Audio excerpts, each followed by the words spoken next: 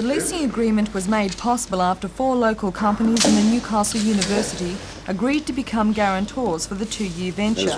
Each has put up $5,000 in case Supernova fails to meet its commitments. But according to the trustees, Tim Roberts, Alan Carmichael and Jim Hellman, who signed the lease today, their money is safe. Dr Roberts hopes to have at least 100 hands-on displays in the old store building. We've decided to start now in the store because we feel our own permanent building is 2 or 3 years away, and we want to keep up the interest the public's shown in Supernova through the science fairs. We also want people to test out our modules so that we can see if they've been built properly. Some 20,000 people come to the Pink Elephant markets each week, and the operators of Supernova are hoping that they'll come up to the 2nd floor to visit the exhibitions when they open next year.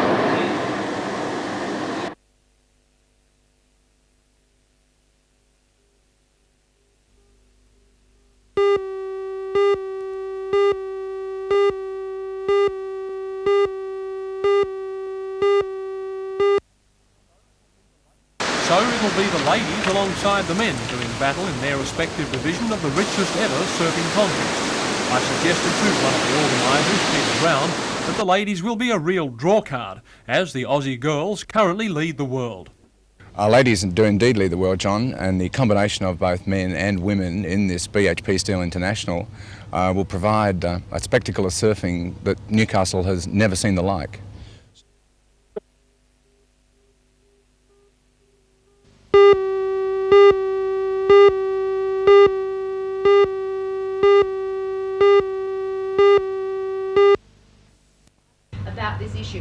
It was a timely visit to Newcastle for nuclear disarmament Senator Joe Valentine.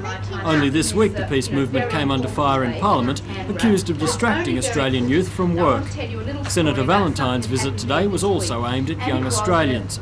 She was here to launch a booklet written by 2 Newcastle women called What Do We Tell the Children About the Nuclear Question. The booklet is aimed at making young children more aware of nuclear issues and what can be done. Senator Valentine recently took up her seat in federal parliament, and she says she believes the original aims of the defunct Nuclear Disarmament Party are being met. And I'm sure by just being there that I have made quite a difference already to the level of debate about the nuclear issue. So you think you are achieving something in Parliament? Oh, absolutely, because I do ask questions which raise the issue, and the other politicians are also raising the issue a great deal more than they were this time last year. Just a quick look at Hansard, for example, 12 months ago, the issue wasn't raised very much. Now it's on the floor of the Senate every day. And I can remember one thing that the Prime Minister said about this time last year, when Peter Garrett was a candidate, of course. He was saying, well, if Mr Garrett gets elected, it won't interfere with his musical career one jot, because his subject hardly ever comes up in the Senate. Now, that might have been true then, but it certainly isn't now. All of the other parties are very keen to address themselves to the issue. They know it's not going to go away.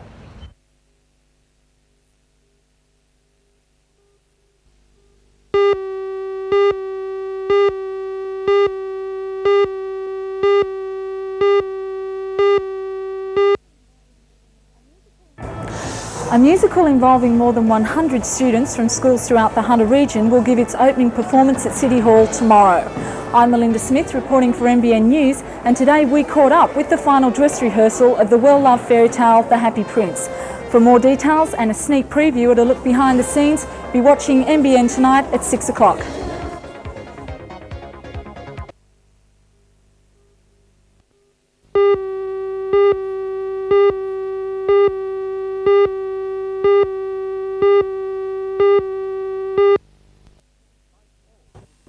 Like all good collections, it starts at the beginning. Governor-General Sir Ronald Ferguson arriving for the Port Waratah Steelworks opening ceremony on June the 2nd, 1915.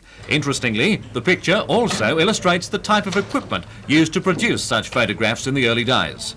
Then the view from the top of the No. 1 blast furnace, also in opening year 1915. These photos and the others in the collection were officially handed over to the gallery by the personnel manager of the Rod and Bar division of BHP, Ernie Bryant. The 5 studies by Frank Hurley include these 2 fine works from 1938, first the foundry and then tapping a blast furnace. 2 years later, this photograph was taken, and it's one of the most interesting of all the 35 prints. It shows the old tram lines 2 years after the last tram ran, And what of the top hat on the cycling gent? Historian and former BHP employee Martin Ramsey would dearly like to know. Well, obviously the man's a character, and characters get remembered. I think someone will remember him. I'd like to know who. Right. All the photographs are now on show at the Regent Art Gallery.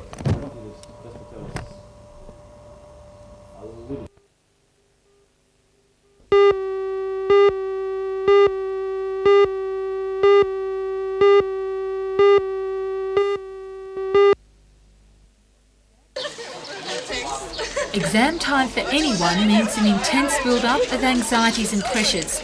And for more than 2,000 Year 12 students in the Hunter region, study time is running out.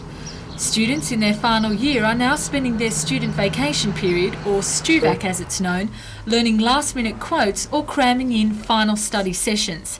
It's an important exam which for some can bring big problems.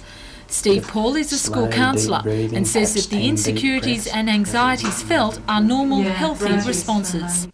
The anxiety pertaining to the actual exam, I think they ought to be assured is very healthy, very normal, very widespread.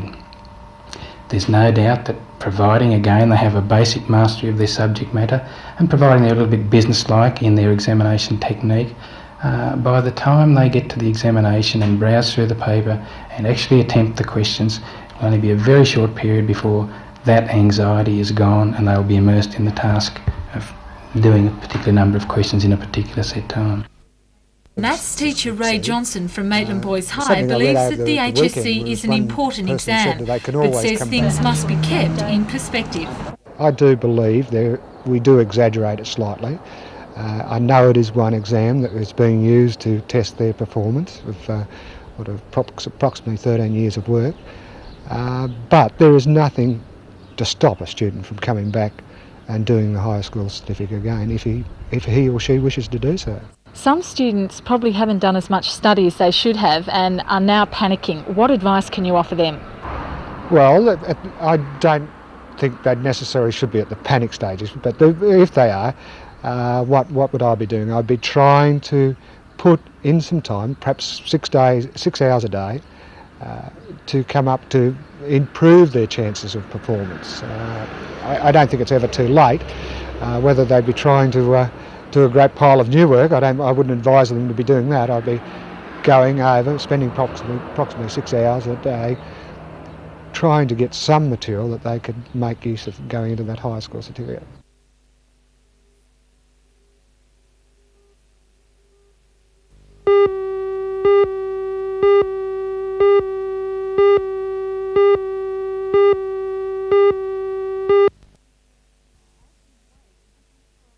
Anthony Wade is a Year 12 student at Maitland Boys High.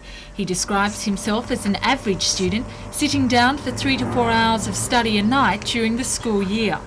Anthony believes he's coped well with the build-up of pressures, which he says come from every direction. Pressures to sit down and study, of course, and pressures from family, pressures from school. Just expectations that you also place on yourself too. How do you cope with those pressures? All you can do is study as much as you possibly can, and that depends on each individual how much they can or cannot do. And walk into the exam room, forget it all, and do your best. That's really all it amounts to. Although Anthony appreciates the importance of the HSC, he says that it has its problems. It's a little bit unfair that all results and failure and success depends on the one exam. According to psychologists and school counsellors, the importance of the HSC can get out of hand, and at a time when some students find it all too much to cope with, the big question is there life after the HSC? I studied throughout the year, now a first-year medical student, was ducks at Newcastle High School last year with a mark of 440. He says his methods were unconventional. As it got near exams, I just didn't study because I was just too overcome by it, and so I studied throughout the year, so I wasn't that worried about not studying at the time. And then I'd just go out up to the beach, etc. Scott offers some good advice for this year's candidates. Or before it, get a good night rest, because that's good. Not to talk to anyone, because I don't like talking, because they'll say, do you know this? And you'll say, no, I don't. So you'll panic there, and after the exam, don't talk to anyone, because you'll get worried about all the things that you got wrong.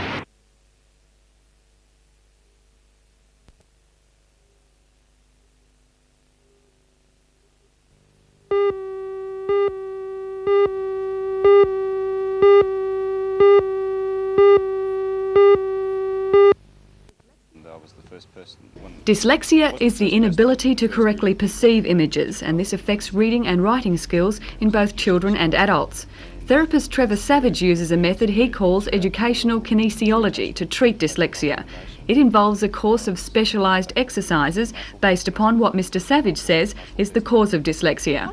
Basically, the cause of dyslexia is the breakdown in communication between the left side of the brain, the right side of the brain, the front part of the brain, and the back, and the top and bottom, so it's a three-dimensional aspect. Now, the term educational kinesiology wouldn't mean a lot to most people. What is it? That's right. Kinesiology means muscle testing, and we're using muscle testing, pushing on an arm that's outstretched like that, to check the response to the body after we've got the person to do a specific exercise or reading or writing or thinking about a specific problem. These exercises could be used to identify dyslexia. Can they also be used to treat it? Yes, we can use the muscle test to anchor new information into the brain so that the left side of the brain and the right side can work together in an integrated way. And when we do that, along with some other exercises which involve rubbing points on the body and also some eye exercises left and right and up and down and near and far, while we're doing that, and then doing cross-crawl exercises where you hit your hand on the opposite knee, simple little exercises like that, we've found about 80% of people's learning difficulties are overcome. I know it sounds simple, but that's the way it is, yeah. Mr Savage will discuss his treatment of the problem at a lecture at Broadmeadow High School tonight and at a seminar this weekend.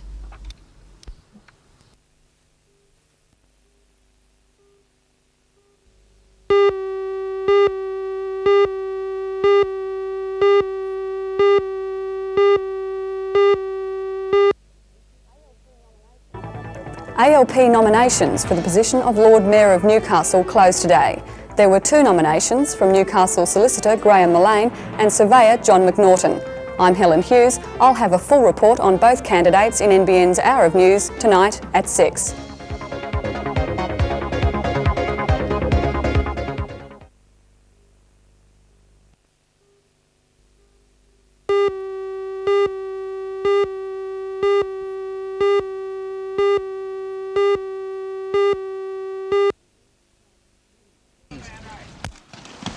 The event that starts at noon at the Belmont Skiff Club combines 4 surf club disciplines.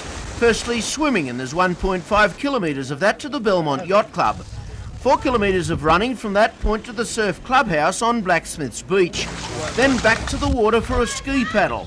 And depending on the fast running tide in Swansea Channel, that section can spread the field, which this year includes the likes of Graham Gay, Paul Tonks, Brett Dowker, and the host club's champion Ironman Greg Kelly and Australian junior national team member Rod Millington from the local area, with the likes of Robert Chapman, Rick Pallister, Brett Pritchard and Tony Southwell from out of town.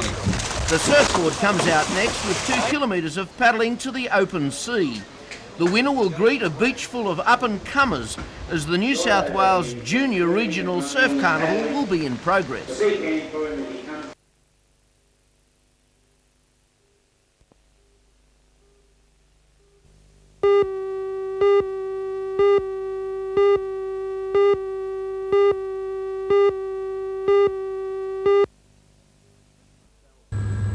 Christmas Bell Plain takes its name from their superb display of native Christmas bells in the summer months. Mr Rand said that although the area has been disturbed by Europeans, the plain itself is a basically intact natural system containing very significant conservation attributes. Today's announcement ends forever several years of speculation that the area could have been used for sand mining or housing development. The 2 heathland areas, Christmas Bell Plain and the Coolanbung Creek wetlands, about 610 hectares, would expand the Lake Innes Nature Reserve to 3,500 hectares. The area is popular already not only with the residents of Port Macquarie and Laurieton, but also with thousands of inter- and intrastate visitors.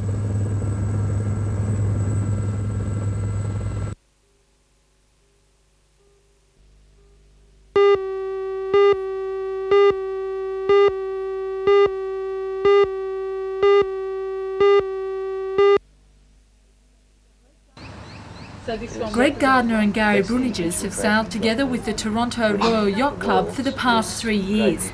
Their recent success in the 505 World Titles held at Enoshima has been described by both crew members as the pinnacle of their sailing careers.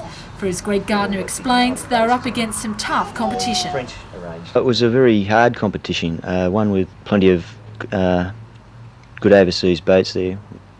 We're all going very fast. The crew have only been sailing with their new boat Dad's Lads since December last year, but Gary Bruniges says that tactics and speed formed their game plan. We had good boat speed when we left here, so we were confident our boat would be okay.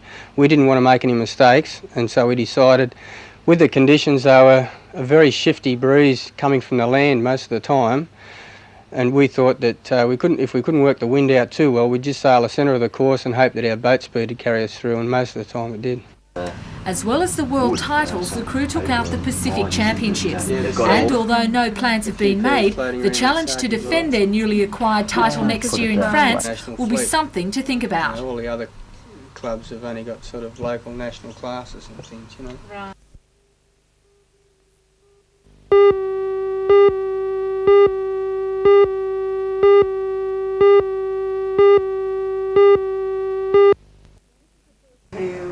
This is the first time Newcastle Rotary has given the Pride of Workmanship Awards. Nomination forms were sent to most industries in the area and 4 winners selected. They were John Hayes, awardsman at Rankin Park Hospital, Owen Lindsay, a carpenter joiner with Doran's Property Services, Christine Brown, a stock presenter with Shuey's at Broadmeadow, and Grant Stepper, a third-year electrical fitter mechanic for the Hunter District Water Board. The winners were presented with their awards by the President of Newcastle Rotary, Norm Valentine. The club hopes to encourage pride of workmanship in all participating industries by making the awards an annual event.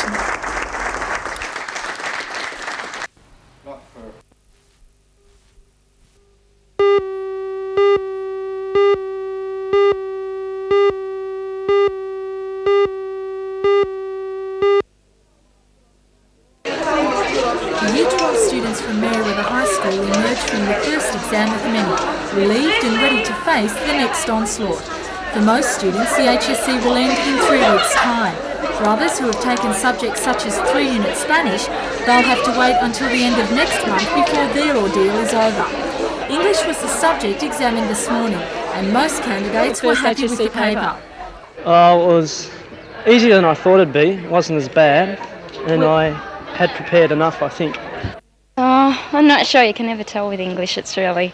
you can't tell. Were there any surprise questions in there? No, the comprehension was much better than I thought it would be, and the King Lear wasn't too bad, so... It seems that every year something happens to bring the high school certificate under the spotlight. Last year there were some blatant mistakes in some exam papers, and this year's security breach of the government printing office has come under harsh criticism. So how do the students feel about these added pressures? I don't really think it affects people too much because we're all under the same situations. So it really didn't affect me at all because none of my papers were stolen. We were informed by our principal and many teachers not to worry, and you think, it was typical, it had to happen, it happens every year. And will you be glad when they're all over? Oh yes, very pleased, I can't wait.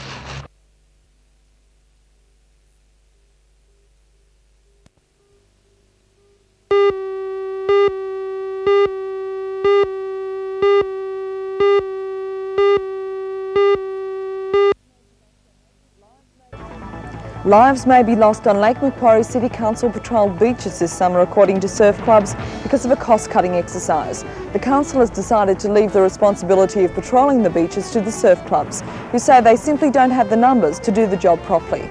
I'm Janelle Provost. We'll have details on that and more stories tonight on NBN News at 6.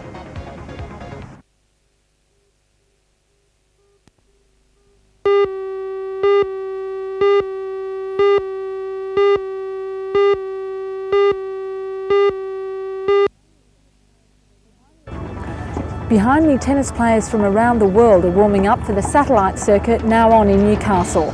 I'm Melinda Smith, and in tonight's news we'll be bringing you all the details on this big sporting classic. You're watching NBN at 6 o'clock.